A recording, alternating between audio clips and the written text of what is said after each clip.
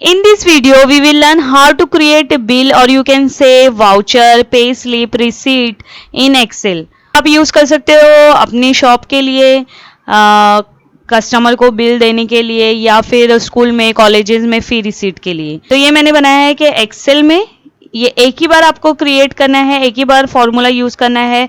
फिर next time आप क्या करोगे, सिर्फ प्रिंट पे क्लिक करोगे और इन्फॉर्मेशन पुट करोगे कस्टमर की या स्टूडेंट्स की, तो वो ऑटोमेटिक बिल या रिसीट आपकी जनरेट हो जाएगी।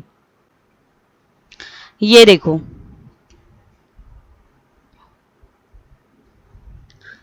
यहाँ पे आपके पास एक शीट है जिसका नाम मैंने दिया है कस्टमर। यहाँ पे कस्टमर की इन्फॉर्मेशन रहेगी, यहाँ पे आपको कस्टमर की इन्फॉर्मेशन एंटर करना है, एंट्रीज लेना है। पे ये प्रोडक्ट शीट में मैंने प्रोडक्ट्स के डिटेल्स डाली है, प्रोडक्ट्स की एंट्रीज डाली है यहाँ पे। और ये हम लोगों का होता है मेन बिल। तो ये हम लोग देखेंगे कि how to create this bill. ये एक्सेल शीट में आपको 3 शीट क्रिएट करना है। यहाँ पे शीट 1 कस्टमर का इंफॉर्मेशन दिया है, customer number, name, location and city. ये शीट में आपको क्या करना है, कस्टमर का इंफॉर्मेशन पुट करना है। एंड देन एक और शीट क्रिएट किया है, उसका नाम दिया है products, product number, description, price. तो ये एंट्री आप अपने हिसाब से चेंज कर सकते हो। अगर आपका शॉप है तो वो शॉप के हिसाब से कस्टमर की एंट्रीज जो आपके लिए यूजफुल है और आपको यूज में आने वाली है वो एंट्रीज दो। अगर स्कूल या कॉलेजेस के लिए बना रहे हो तो फिर स्टूडेंट्स का यहाँ पे इंफॉर्मेशन दो।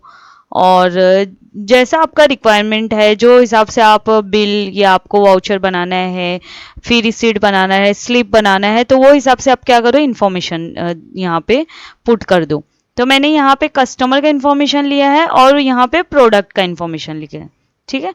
और मेन हम लोगों का जो है ये बिल, इसको हम लोग वाउचर भी बोल सकते हैं, इनवॉइस भी बोल सकते हैं, pay slip, receipt, credit receipt. तो इसके लिए ये मैंने डिज़ाइन बनाई है। यहाँ पे आपका अपनी कंपनी का नाम लिख दो, बिल टू, उसके बाद यहाँ पे आएगा जिसको आपको देना है, किसको देना है बिल, कस्टमर को, वो ऑटोमेटिकली यहाँ पे जनरेट होगा। वो मैं अभी फॉर्मूला आपको बताऊंगी। यहाँ पे आपको जो भी टाइटल देना है, यहाँ पे मैंने बहुत सारा टाइटल दिया, बट आप एक ही टाइटल दो, जैसे रिसीट हो गया या बिल हो गया या पे स्लिप है या फी रिसीट है, तो वो आप अपने हिसाब से दे सकते हो। यहाँ पे डेट, इनवॉइस नंबर, यहाँ पे आपको इनवॉइस नंबर देना पड़ेगा, कस्टमर नंबर यहाँ से ऑटोमेटिकली जनरेट होगा। और यहाँ पे दिया product number, description, price, quantity. तो यहाँ पे देखो क्या क्या है, प्रोडक्ट नंबर, डिस्क्रिप्शन, प्राइस, ये अपने पास पहले से ऑलरेडी है, सेव्ड है। अब जो कस्टमर आएगा उसको कितनी क्वांटिटी चाहिए, यहाँ पे आपको ऐड करना पड़ेगा, क्योंकि हर कस्टमर क्वांटिटी उसकी अलग रहेगी। फिर वो हिसाब से यहाँ पे अमाउंट जनरेट होगा और यहाँ पे एंड में टोटल। ठीक है, तो आप क्या कर सकते हो, इसको प्रिंट कर सकते हो। तो ऐसे होगा कि हम लोगों का जो भी कस्टमर आ रहा है, सिर्फ हम लोगों को यहाँ पे क्वांटिटी डालना है एंड देन क्या हो जाएगा, टोटल अमाउंट ऑटोमेटिकली यहाँ पे कैलकुलेट। तो यहाँ पे जो मेरा बिल का शीट है, यहाँ पे जो मेरा ये सेल है, ये सेल का नंबर क्या है, देखो A13। तो A13 से लेके A31 तक है, ये इतना सेलेक्ट कर लो। और यहाँ पे मैं जाऊँगी डेटा वैलिडेशन पे, डेटा वैलिडेशन पे यहाँ पे मैं सेलेक्ट करूँगी लिस्ट। और उसके बाद यहाँ पे मैं कौन सा शीट सेलेक्ट करूँगी, प्रोडक्ट का। और यहाँ पे मेरा फॉर्मूला है, मैंने डाल दिया प्रोडक्ट का रेंज A2 to A5 पे। ओके पे क्लिक करती हूँ,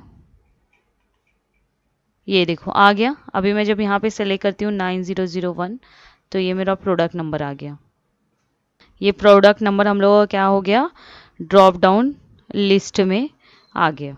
यहाँ पे मैंने फॉर्मूला क्या लिखा है कि if is blank A13, A13 क्या है मेरा, ये प्रोडक्ट नंबर।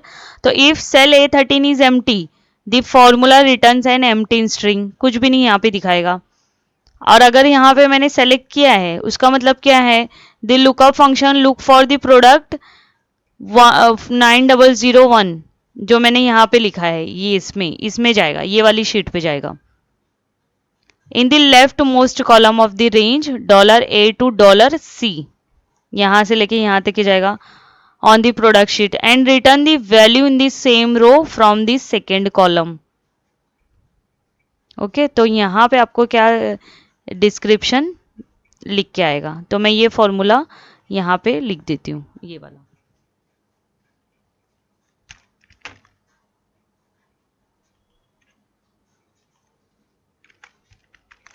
आ गया है ना। अगर मैं 9002 सेलेक्ट करती हूँ तो क्या आ गया, प्रिंटर। तो जो भी आप यहाँ पे सेलेक्ट करोगे वो आएगा, यहाँ पे देखो।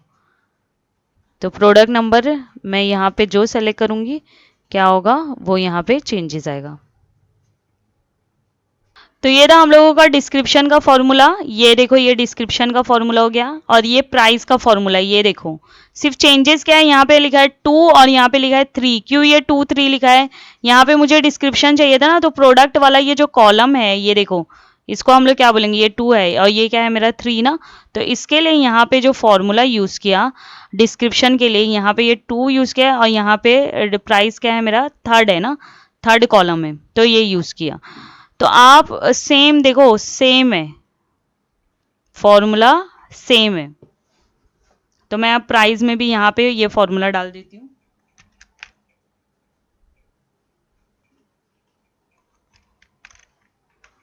ये देखो ऑटोमेटिकली आ गया, आप चेंज करके देख सकते हो उसका इफेक्ट। ये देखो आ गया, है ना, ये प्राइस का हो गया।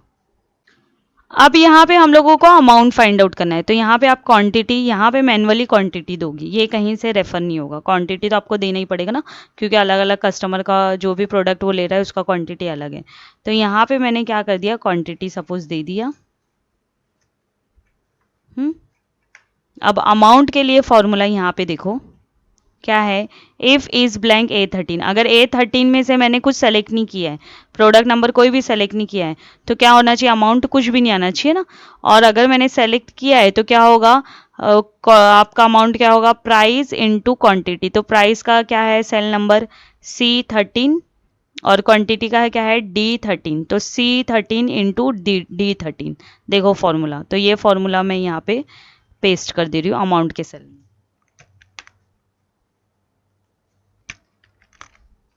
ये देखो आप यहाँ पे देख सकते हो फॉर्मूला, सबका फॉर्मूला यहाँ पे देख सकते हो, ये देखो। ठीक, अब हम लोग पहले यहाँ पे कस्टमर नंबर लेके आएंगे। ये भी हम लोग कैसे करेंगे, जैसे प्रोडक्ट नंबर किया था ना, सेम ऐसे ही हम लोग यहाँ पे कस्टमर नंबर करेंगे। तो ये सेल सेलेक्ट कर लिया मैंने कस्टमर नंबर का, और यहाँ पे डेटा वैलिडेशन में, डेटा वैलिडेशन पे जाएंगे, और उसके बाद लिस्ट में, और उसके बाद सोर्स में। अब ये सोर्स अपना कौन सा है, कस्टमर का है। तो सबसे पहले इक्वल साइन यूज करोगे, देन कस्टमर,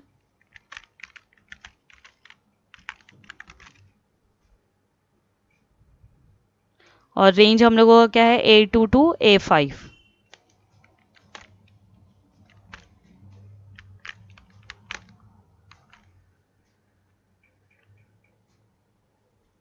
तो ये मैंने रेंज सेलेक्ट कर ली, equal to customer A2 to A5, और ओके पे क्लिक करो।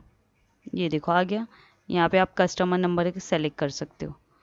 तो सबसे पहले आप क्या करोगे, कस्टमर का इन्फॉर्मेशन यहाँ पे पुट करोगे, और उसके बाद यहाँ पे क्या करोगे, कस्टमर नंबर लोगे। अब आप सेल यहाँ पे चेंजेस भी कर सकते हो, जैसे मैंने $A5 तक ही लिया है ना, ये A5 तक लिया है। अगर आपके पास और सेल हो रहे हैं तो हम लोग वो रेंज फिर सेलेक्ट कर सकते हैं। कहाँ पे जाएंगे हम लोग, यहाँ पे डेटा वैलिडेशन में, डेटा वैलिडेशन पे सेलेक्ट करके यहाँ पे आप क्या कर सकते हो, जैसे मैंने ले लिया 10, तो वो 10 तक के जाएगा। ये देखो ओके। तो ये अगर मैं यहाँ पे ऐड कर देती हूँ 705, तो वो यहाँ पे भी ऐड हो जाएगा। ठीक है, अभी मेरे पास सिर्फ 704 तक ही है। तो अब ये हो गया हम लोगों का। अब यहाँ पे बिल टू हम लोग करेंगे। तो ये मेरा बिल टू का फॉर्मूला है, वी लुकअप यहाँ पे मैंने यूज़ किया है $E$6। ये क्या है मेरा, ये देखो ये सेल का नेम है $E$6 सेल का नेम, और मेरी शीट का नेम क्या है, कस्टमर। कहाँ से कितना रेंज चाहिए, $A टू $D। आ जाओ यहाँ पे कस्टमर शीट पे, ये देखो $A से लेके $D, मतलब A टू D ये रेंज तक के मुझे चाहिए। तो पहले सबसे पहले मुझे नेम चाहिए, तो ये B है ना, तो इसीलिए यहाँ पे क्या लिखा है 2। ये देखो ये 2। अगर अभी मुझे चाहिए रहेगा लोकेशन, तो मैं क्या लिखूंगी 3। मुझे चाहिए सिटी, तो मैं क्या लिखूंगी 4। उसके हिसाब से क्या होगा, फॉर्मूला चेंज होगा। तो मैं ये फॉर्मूला लिख देती हूँ बिल टू के इधर, इक्वल टू, ये देखो आ गया, है ना। 70 यहाँ सेलेक्ट किया, ABC आ गया, 70 टू सेलेक्ट किया, XYZ आ गया, ये नेम आ गया ना। सेम ऐसे अभी हम लोग क्या करेंगे, अब मैं ये 2 की जगह 3 यहाँ पे कर देती हूँ। तो अब देखो क्या चेंजेस होगा। मैं दूसरे सेल में इसको ये फॉर्मूले को कॉपी कर लेती हूँ।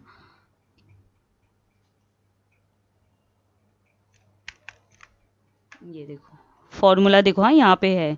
मैंने क्या किया 3, तो 3 क्या था मेरा, ये देखो आ जाओ यहाँ पे 1 2 3, 3 क्या है लोकेशन। अब सिटी चाहिए ना, तो अब क्या करोगे सेम फॉर्मूला, सिर्फ आप क्या करोगे यहाँ पे 4,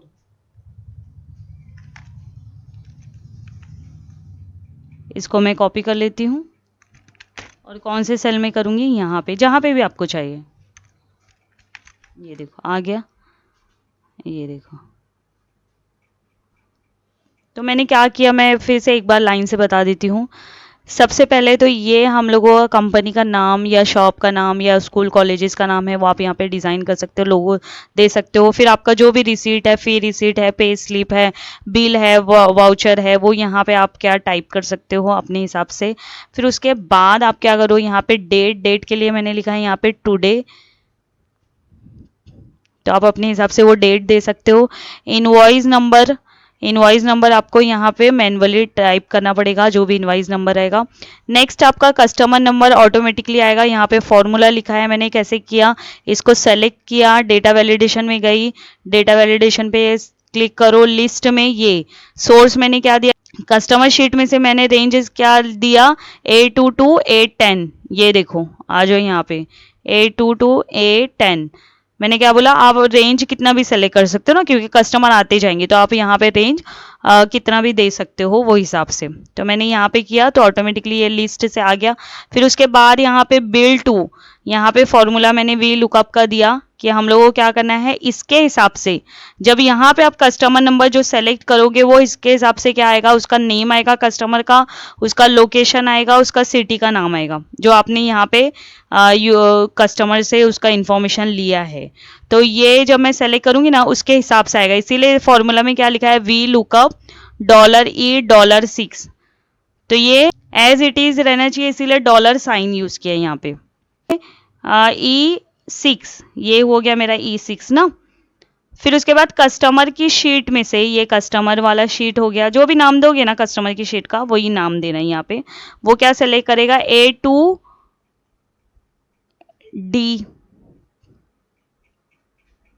क्या सेलेक्ट कर रहा है, कितना रेंज जा रहा है यहाँ पे A2D। ये देखो A2D, और हम लोग को पहला क्या सेलेक्ट करना है, नेम। तो इसीलिए हम लोगों ने क्या किया, यहाँ पे क्या लिखा 2, फॉर्मूला में देखो नेम चाहिए इसलिए 2 लिखा। फिर उसके बाद यहाँ पे मैंने सब फॉर्मूला लिखा, आप देख सकते हो। अभी मैं ये फॉर्मूला की बात कर रही हूँ। तो मैंने 2 लिखा तो नेम दिया, 3 लिखा तो फिर लोकेशन दिया, 4 लिखा तो सिटी नेम दिया। के बाद मैंने बताया आप लोगों को प्रोडक्ट नंबर में भी हम लोगों को सेम है, जैसे कस्टमर नंबर का किया वैसे प्रोडक्ट नंबर में यहाँ पे हम लोगों ने सेल सेलेक्ट किया जितना भी आपको चाहिए जहाँ तक के। उसके बाद हम लोगों ने डेटा वैलिडेशन में गए और यहाँ से लिस्ट सेलेक्ट की, और उसके बाद ये जो शीट का नेम है, ये शीट का नेम क्या है, प्रोडक्ट शीट यहाँ पे सेलेक्ट किया, और जो भी रेंज देना है आपको वो रेंज दो। तो कौन सा रेंज दोगे, ये वाला रेंज, ये तो मैंने range the A2 to A5। आप और रेंज बढ़ा सकते हो अपने हिसाब से, ठीक है। ये हो गया। फिर उसके बाद डिस्क्रिप्शन के लिए मैंने यहाँ पे फॉर्मूला लिखा है। डिस्क्रिप्शन के लिए फॉर्मूला क्या है कि अगर A3 क्या मेरा, ये अगर मेरा ब्लैंक रहा, मतलब अगर मैं कोई सेलेक्ट नहीं करूंगी तो क्या आना चाहिए, कुछ भी नहीं आना चाहिए ना। यहाँ पे अगर मेरा कुछ सिलेक्शन नहीं है तो कुछ नहीं आना चाहिए। अगर सिलेक्शन है तो क्या आना चाहिए, मेरा जो भी 9001 प्रोडक्ट का डिस्क्रिप्शन है वो आना चाहिए। अगर देखो अभी मैं डिस्क्रिप्शन यहाँ पे ये चेंज कर देती हूँ, सपोज मैंने 9002 दिया, तो वो हिसाब से यहाँ पे जो मैंने दिया था डिस्क्रिप्शन 9002 का क्या है, प्रिंटर, तो वो हिसाब से यहाँ पे उसका डिस्क्रिप्शन आ गया। समझ में आया। तो इसके लिए ये फॉर्मूला लिखा है, क्या है कि वी लुकअप क्या करेगा, ये सर्च करता है कि A13 में जो प्रोडक्ट लिखा है, प्रोडक्ट क्या है मेरा, शीट का नाम, और कौन सी रेंज से जाएगा, A2C। ये देखो प्रोडक्ट में जाओ, A है मेरा सेल कॉलम और ये है C, है ना, A2C जाएगा। उसके बाद यहाँ पे 2 क्यों लिखा, यहाँ पे 2 क्यों लिखा है, क्योंकि हम लोगों को कौन सा चाहिए, डिस्क्रिप्शन ना। तो मेरा डिस्क्रिप्शन कौन सा कॉलम है, यहाँ पे ये बी है ना, दैट इज सेकेंड। तो यहाँ पे इसके लिए 2 लिखा है फॉर्मूला में। फिर जब मुझे अगर प्राइस चाहिए तो वहाँ पे मैंने फॉर्मूला में क्या लिख दिया, 3, ये देखो। ठीक है, तो ये मुझे मिल गया डिस्क्रिप्शन ऑफ प्राइस। उसके बाद क्वांटिटी आप यहाँ पे मैन्युअली टाइप करोगे, और उसके बाद अमाउंट यहाँ पे हम लोगों ने क्या किया है, फॉर्मूला यूज़ किया है।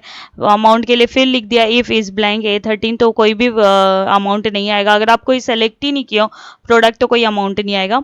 और अगर आप सेलेक्ट किया क्वान्टिटी दी हो तो आपको अमाउंट कैसे देगा, 250 इंटू 2, मतलब प्राइस इंटू क्वांटिटी। तो आ गया C13 इंटू D13, ये फॉर्मूला है यहाँ पे। ठीक है, ये फॉर्मूला मैंने लिखा है यहाँ पे।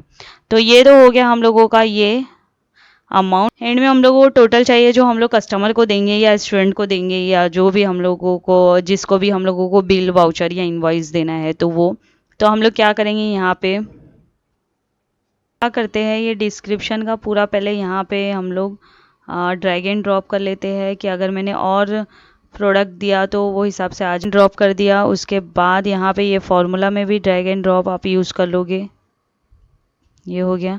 अब यहाँ पे जब भी मैं सेलेक्ट करती हूँ, सपोज़ मैंने ये सेलेक्ट किया तो आ गया ये ऑटोमेटिकली ना, ये सेलेक्ट किया तो ये आ गया ऑटोमेटिकली। सिर्फ आप क्वांटिटी दोगे जब भी यहाँ पे आएगा। जैसे मैंने क्वांटिटी दे दिया 9, यहाँ पे दे दिया, देखो आ रहा है।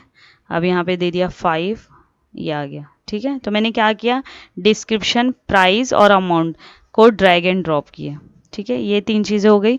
अब हम लोग टोटल कैसे फाइंड आउट करेंगे, equal to sum, bracket open, और यहाँ पे ये जो अमाउंट है पूरा ये सेलेक्ट कर लो और क्लोज कर दो, ये आ गया। ये फॉर्मूला, सब फॉर्मूला आपको एक ही बार लिखना पड़ेगा। नेक्स्ट टाइम जब भी कोई कस्टमर आएगा तो उसका इन्फॉर्मेशन यहाँ पे पुट करो। बिल शीट में जाओ, सबसे पहले आप क्या करोगे, कस्टमर का नंबर सेलेक्ट करो और उसके बाद प्रोडक्ट नंबर जो उसको चाहिए वो, डिस्क्रिप्शन, प्राइस ऑटोमेटिकली आ जाएगी। आप क्वांटिटी दो और ये टोटल आपका ऑटोमेटिकली यहाँ पे कैलकुलेट हो जाएगा। आप यहाँ पे प्रिंट दे सकते हो। ऑटोमेटेड बिल या वाउचर या स्लिप या रिसीट क्या हो गई, जनरेट हो गई। सिर्फ हम लोगों को क्या करना है, 3 शीट क्रिएट करना है और कस्टमर का इन्फॉर्मेशन लेना है, प्रोडक्ट का इन्फॉर्मेशन आपको पहले ही से पुट कर देना है, और यहाँ पे ये बिल का फॉर्मेट, ये सब फॉर्मेट मैं आपको दे दूंगी डिस्क्रिप्शन बॉक्स में। Thank you.